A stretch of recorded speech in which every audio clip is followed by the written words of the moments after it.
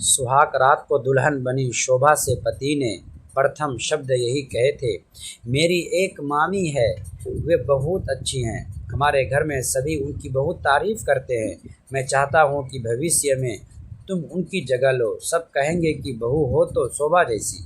मैं बिल्कुल चाहता हूँ जैसे वो सबको पसंद है वैसे ही तुम भी सबकी पसंद बन जाओ, यानी तुम बिल्कुल उनके जैसी बन जाओ।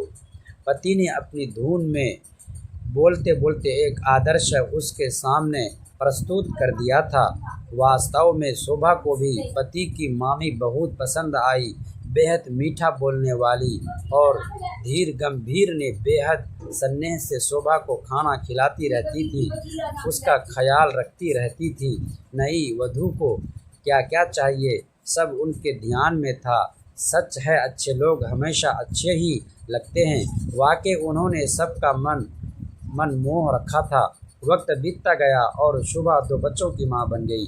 मामी से मुलाकात होती रहती थी, कभी शादी ब्याह पर तो कभी मातम पर। शुभा की सास अक्सर कहती, देखा मेरी भाभी को कहीं किसी से ऊंची आवाज़ में बात नहीं करती।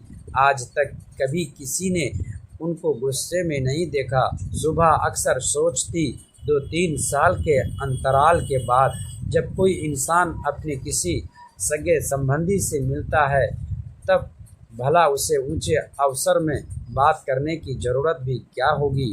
कभी कभी वो इन तारीफ़ों पर जरा सी चिढ़ भी जाती थी।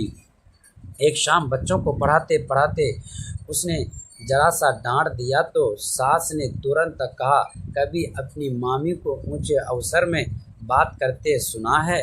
कितनी बार तुमसे कहा है कि उनकी तरह रहा करो। अरे बच्चों को पढ़ाऊंगी तो क्या चुप रहकर पढ़ाऊंगी? क्या हमेशा आप मामी मामी की रट लगाए रखती हैं? अपने घर में भी क्या वे ऊंची आवाज़ में बात नहीं करती होंगी? बरसों की करवाहट सहसा निकली तो सब निकल ही गई। अपने घर में भी मुझे कोई आज़ादी नहीं है। आप लोग क्या जाने कि अपने घर में वो क्या क्या करती होंगी। दूसरी जगह जाकर तो हर इंसान तमीज़ से ही पेश आता है।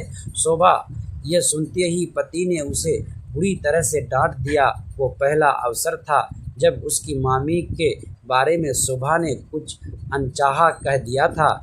इस बात पर कुछ दिन सास का मुंह भी चिढ़ रहा था। उनके मायके की सदस्य का अपमान उनके सहा नहीं गया। ले देकर एक वही थी। सास धीरे धीरे समय बीता और समाजी के दोनों बच्चों की शादियां हो गई। सुबह उनके शहर न जा पाई क्योंकि घर पर भी किसी का रहना जरूरी था।